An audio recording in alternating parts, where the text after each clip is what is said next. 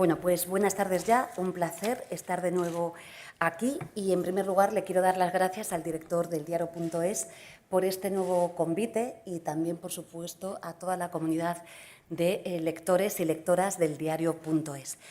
Es un placer participar en estas jornadas que traen como título los fondos europeos y vuelvo a citar, como hice el año pasado, a mi admirada María Zambrano, que nos decía que la historia de Europa ha estado siempre movida por grandes imposibles. Lo dije hace un año y lo quiero decir hoy también, porque creo que la gestión de la pandemia y concretamente los fondos de recuperación que conseguimos han sido dos imposibles que han movido Europa hacia posiciones tan positivas como difíciles de imaginar hace algunos años. Después les voy a poner algunos ejemplos como abogada laboralista que yo jamás hubiera pensado que la Unión Europea fuera capaz de hacer. Y quiero empezar precisamente recordando lo mucho que ha cambiado la Unión Europea en este tiempo. En estos años me van a permitir que les diga con humildad, pero también con reconocimiento, que la agenda laboral española ha ido por delante de la agenda laboral europea.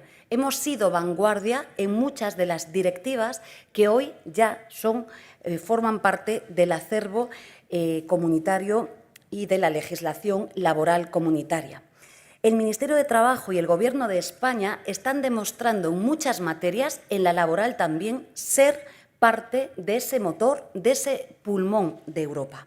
Y les quiero recordar, como decía, alguna de esas normas. En primer lugar, la que yo decía, si a mí me dicen en mi despacho profesional que íbamos a tener una directiva de salarios mínimos, hace 10 años les hubiera dicho que esto era radicalmente imposible. Lo hemos conseguido. Me ha tocado con el comisario Schmit negociar una directiva que parecía imposible en Europa y que la hemos conseguido y que hoy su afectación es a más de 25 millones de personas trabajadoras en Europa. Pero también lo es la Directiva de la Transparencia Retributiva. Recuerden que fuimos pioneros, el Real Decreto Ley 901 y 902-20. Fue España la que por primera vez va por delante de Europa. O les puedo poner como ejemplos también la representación paritaria de los consejos de administración o singularmente una directiva de las que les quiero hablar, que es la Directiva de Trabajo en las plataformas. Puedo decirles, créanme con rigor, que me rindo pocas veces en una negociación y en esta de las plataformas digitales en Europa estuve a punto de rendirme. El diálogo fue muy intenso. Es verdad, fue muy intenso porque teníamos enfrente el modelo Macron, era imposible literalmente avanzar en Europa. Un modelo que me van a permitir que resuma en una expresión y es que defendían que un trabajador o una trabajadora que va con una app en una mano y en bicicleta es un empleador. Dimos este debate que fue largo durante meses y finalmente conseguimos crear algo de manera dialogada, que es clave en las políticas públicas, en la política que es dialogar, tejer alianzas, para que finalmente pudiéramos tener la directiva que hoy tenemos, la más difícil, créanme, que hemos discutido y que impide que hoy tengamos un recorte de derechos en Europa como se pretendía. No solamente hicimos esto, estaban hablando en la mesa anterior, ¿no?, del reglamento de inteligencia artificial, en el que también contribuimos mucho, sino que conseguimos hacer algo básico, que era proteger el principio de laboralidad, colocar los algoritmos al servicio de la justicia social y poner fin a las situaciones de abuso en forma, como sabemos, de falsos autónomos. Lo he dicho en muchísimas ocasiones, con esta directiva no nos jugábamos simplemente unas normas, que también, sino que nos jugábamos sencillamente el futuro del trabajo en Europa y, por ende, el futuro de la Europa que queremos. Ahora tenemos ya directiva y ahora continuamos con nuestro trabajo. Hoy les quiero anunciar que nuestro país va a dar un paso más en esta materia. Vamos a regular la transparencia algorítmica, vamos a transponer la directiva, pero vamos a extender lo que ya anticipamos en la ley Rider y lo vamos a hacer más allá del sector del reparto. Les anuncio que vamos a regular las plataformas que contratan a las empleadas del hogar o aquellas que sirven para canalizar la ayuda a domicilio. Recuerden el debate de la ley Rider, decíamos que afectaba, ¿no?, la acción a multitud de tareas, pero singularmente señalábamos estas dos que están profundamente feminizadas. Pues bien, lo vamos a hacer y lo quiero decir de manera clara, porque no hay atajos con los derechos laborales. Repartas comida o cuides a personas mayores.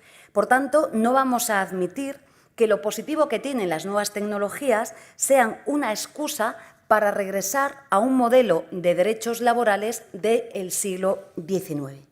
Permítame decirles que estoy orgullosa del papel que España y el diálogo social también en Europa hemos enfrentado y hemos jugado. Les adelanto también que hoy mismo, esta tarde, estamos trabajando en otra mesa de diálogo social en la que por primera vez en democracia se están abordando los derechos laborales de las personas LGTBI en España, en las empresas, y yo aprovecho aquí para pedirles, como siempre, a los agentes sociales altura de miras y también la convicción o el deseo de que prontamente seamos capaces de alcanzar un acuerdo en esta materia, un acuerdo que tiene que ver con los derechos fundamentales, mucho más allá del derecho laboral. Hemos demostrado también que es posible una Europa en la que el sur de Europa juegue el papel de vanguardia y la dirección en la reconstrucción democrática del proyecto europeo. Esto, en definitiva, es lo que hemos estado haciendo todos estos años en Europa. Me da la sensación de que a veces no nos paramos a pensar, reflexionar sobre los cambios que ha habido durante estos años en la Unión Europea. Una radicalmente opuesta a la que tuvimos que ver y especialmente sufrir hace algo más de una década ya. Como saben, hace 10 años se promovió una política de recortes sociales que destrozó el futuro de nuestro país y de nuestra gente. Aquella década perdida desprestigió y fragmentó el proyecto europeísta. Recuerden el discurso de la Unión, de la presidenta de la Comisión, que recordaba que el 25% de las personas trabajadoras en Europa lo son de manera precaria, o los 9 millones de personas pobres que tenemos. Por tanto, queda mucho por hacer. Pero es que ese proyecto de austeridad nos condenó en nuestro país a unas tasas de paro, de desigualdad y de desafección ciudadana nunca conocidas. Fue ese proyecto en el que el ministro de Economía, el señor de Guindos, se jactaba de aprobar una reforma laboral que sería extremadamente agresiva. La pandemia alumbró un proyecto europeo diferente, una vía de gestión que fue solidaria y que fue expansiva. Saben que decía Monnet que Europa se forja en sus crisis. Y a esta crisis pandémica respondimos de manera diametralmente opuesta por una razón de la que les quiero hablar. Para salvar a Europa, recuérdenlo, tuvimos que suspender las reglas que habían guiado la acción política y económica de la Unión Europea en la última década. La cláusula de salvaguarda nos permitió abandonar el corsé que representa el Pacto de Estabilidad y Crecimiento. Y con esas reglas fiscales suspendidas demostramos que la economía europea y la española crecían más y mejor. Recuerden, en una conversación que tuve la fortuna de tener con Sassoli, desgraciadamente fallecido, con el señor Nacho Álvarez y mi secretario de Estado de Empleo, como él me decía: Yolanda, dad el debate para que no volvamos a estas reglas de la austeridad. Bien, esta suspensión fue lo que nos permitió que en España demostráramos que la economía europea, pero también la española, podían crecer más y además podíamos crecer mejor. No solo va de crecer más, va de que crezcamos mejor. Y gracias a ello, como saben, me ha tocado esto con el anterior ministro italiano y con muchos otros colegas, hemos desplegado una herramienta que fue clave, el SURE. Una herramienta que fue esencial para que tuviésemos el mejor mecanismo de protección social de la democracia, que han sido los ERTE, que, vuelvo a repetir, salvaron a 550.000 empresas y a 3.600.000 trabajadores y trabajadoras en España. Esta herramienta es ahora la que tenemos la responsabilidad de trabajar, pero algo más, en lo que estamos discutiendo ahora mismo en Europa, que es hacerla permanente. Aquí estamos trabajando para que este mecanismo, esta es la Europa social de la que hablamos, tiene que serlo no de manera excepcional, sino que tiene que quedar para siempre en el seno de la Unión Europea. Les quiero recordar que ha sido España, junto a Bélgica, los países que nos hemos volcado de lleno y lo seguimos haciendo ahora, para que esto, insisto, sea de carácter permanente. Pero les decía que, a diferencia de lo que sucedió en la crisis financiera del 2008, en el 20 se produjeron brechas en el consenso de Maastricht que tenemos, creo, la responsabilidad histórica de profundizar. Digo profundizar, no enterrar. Y creo que este es el debate de las próximas elecciones europeas. Es en este debate en el que nos jugamos la democracia europea. Nos jugamos un proyecto que avance hacia la Europa social o hacia la desafección ciudadana con múltiples formas, como conocemos, incluidas los proyectos autoritarios. Y digo esto porque me temo mucho que existe el riesgo de volver a la ortodoxia fiscal en la Unión Europea. Ustedes saben perfectamente que las nuevas normas fiscales, aunque diferentes, beben de idéntica fuente. Es la fuente de la austeridad y es la fuente de los ajustes fiscales.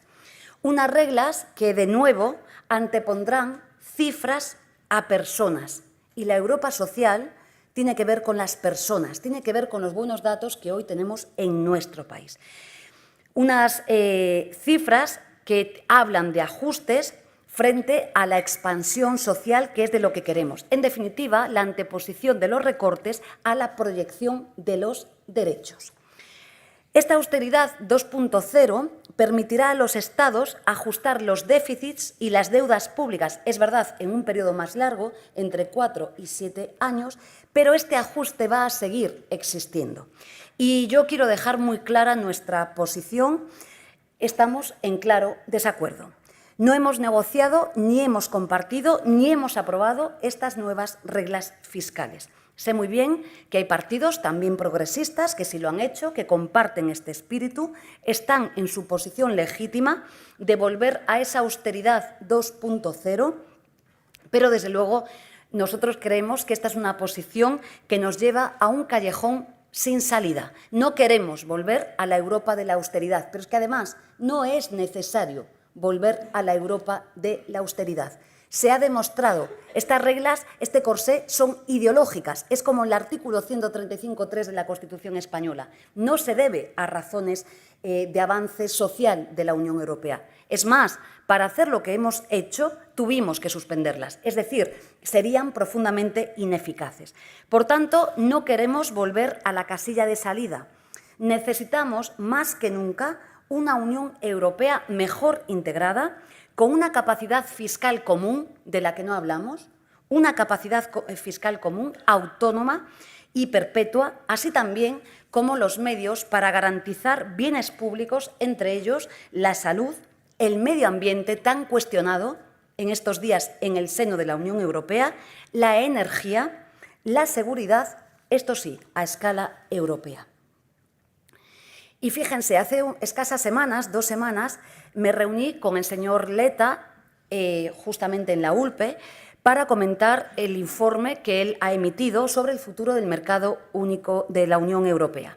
Saben ustedes que el señor Delors decía que no era muy sexy hablar de mercado único, pero es verdad que tenemos que hablar de él.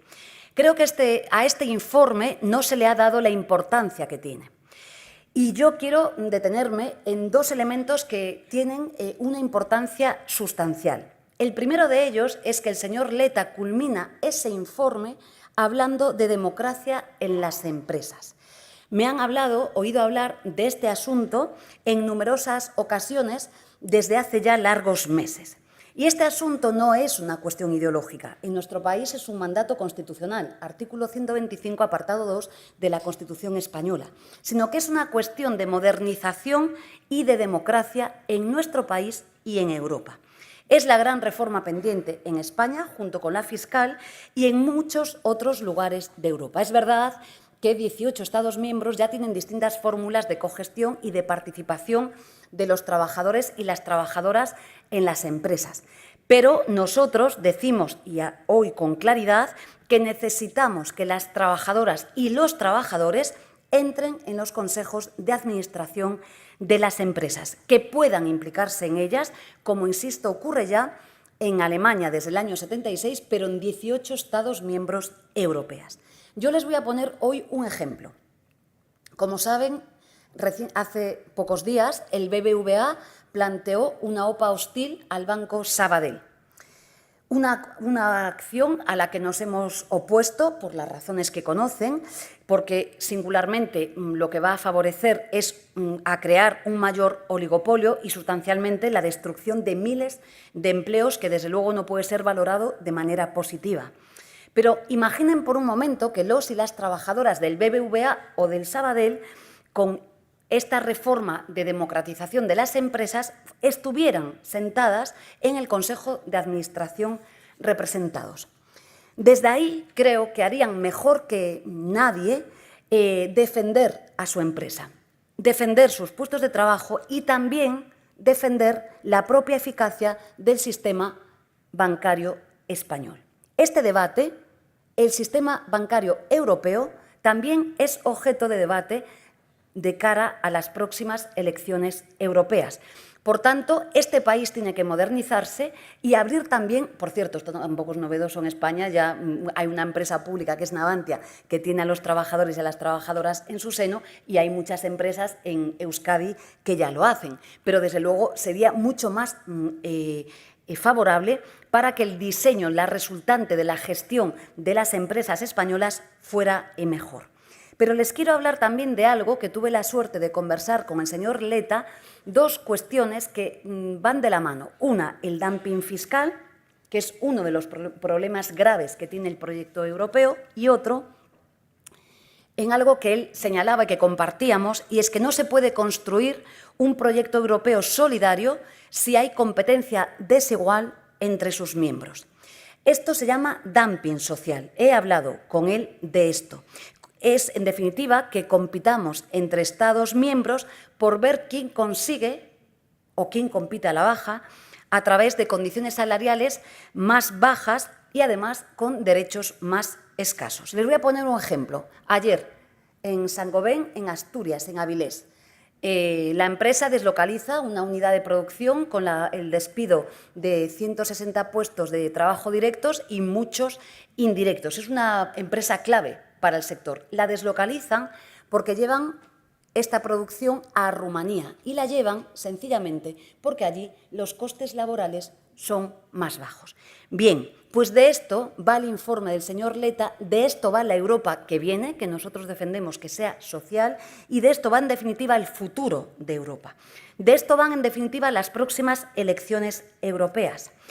Y de esto también va el futuro de nuestro país. Como ha hecho el director del diario.es, yo les quiero hablar de algunos datos, no muchos, porque ya son conocidos, pero algunos sí, y además les quiero anticipar con todo el cariño que los datos este mes van a ser también muy positivos. Lo digo con absoluta prudencia, porque mientras exista una familia española que tenga a sus miembros en desempleo, no nos vamos a conformar. Pero sí les anticipo que los datos van a seguir siendo muy buenos en este mes.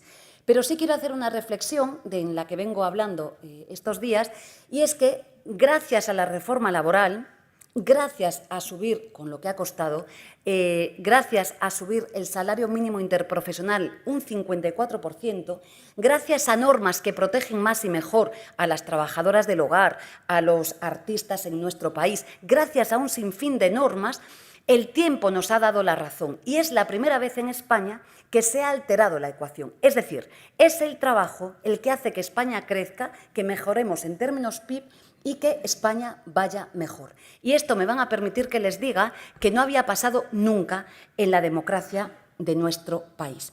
Estamos cambiando, por tanto, la economía desde lo social. Y esto es importante porque la tesis que decíamos es que los ERTE cuando se discutía si me iba a cargar o no el Estado o subir el salario mínimo destruía o no empleo, nosotras y nosotros en el Ministerio de Trabajo discutíamos intelectualmente diciendo es que es al revés, es que son herramientas absolutamente necesarias no solo para que los trabajadores y las empresas vivan mejor, sino porque son más eficientes económicamente. Y esto es lo que está hoy con números pasando en nuestro país. Los datos son conocidos. 21,3 millones de personas ocupadas, 10 millones mujeres. 10 millones mujeres. El dato de empleo juvenil es muy malo en España, pero recuerden ustedes que tuvimos el 56% de desempleo y hoy tenemos 185.000 jóvenes en desempleo, 188.000, perdón, en desempleo, que es la cifra más baja de toda la serie histórica. Queda mucho por hacer, insisto, hasta que los 188.000 jóvenes no estén ocupados, no vamos a parar, pero es la cifra más baja de la historia.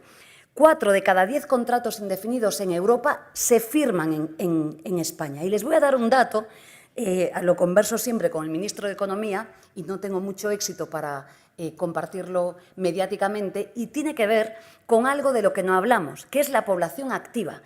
Hemos reducido el desempleo, estamos en tasas muy inferiores a la media histórica de España. Hemos reducido la temporalidad, estamos por debajo de la tasa de temporalidad europea, el 12,3%, y parecía imposible, pero es que hay un dato del que no hablamos, que es que ha crecido la población activa en 1 millón de personas. Y esto es sustancial, es lo que nos permite transmitir que hay confianza en el sistema público. Por darles otro dato, la gestión del Partido Popular con Mariano Rajoy a la cabeza hizo que la población activa se desplomara y perdiéramos pues más de 500.000 personas en la misma, porque había desafección, había recortes, había mucho paro, 6.268.000 personas. Por tanto, este dato es clave para referenciar que estamos gobernando mejor. Es verdad que los cambios van lentos, pero España es mejor. Y doy otro dato.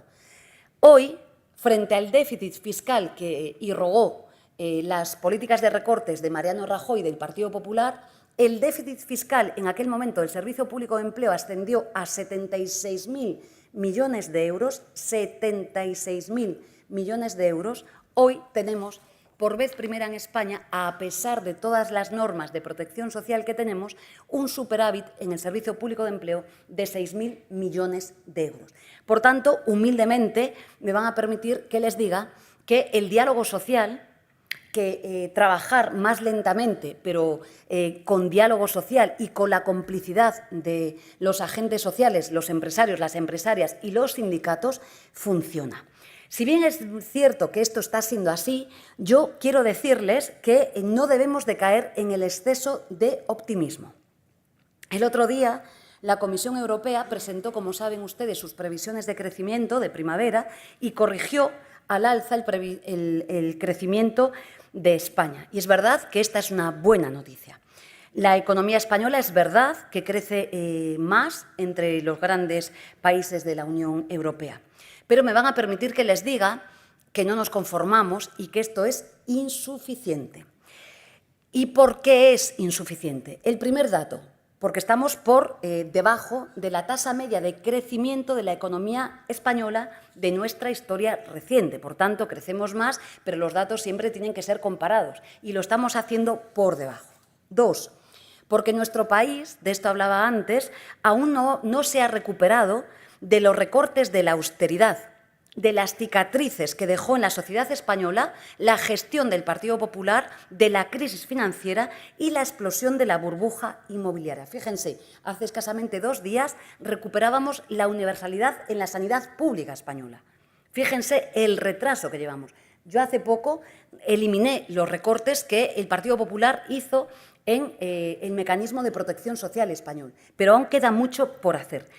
3, algo que quiero detenerme, porque el salario medio en España está ahora mismo en el nivel de hace 25 años porque está estancado.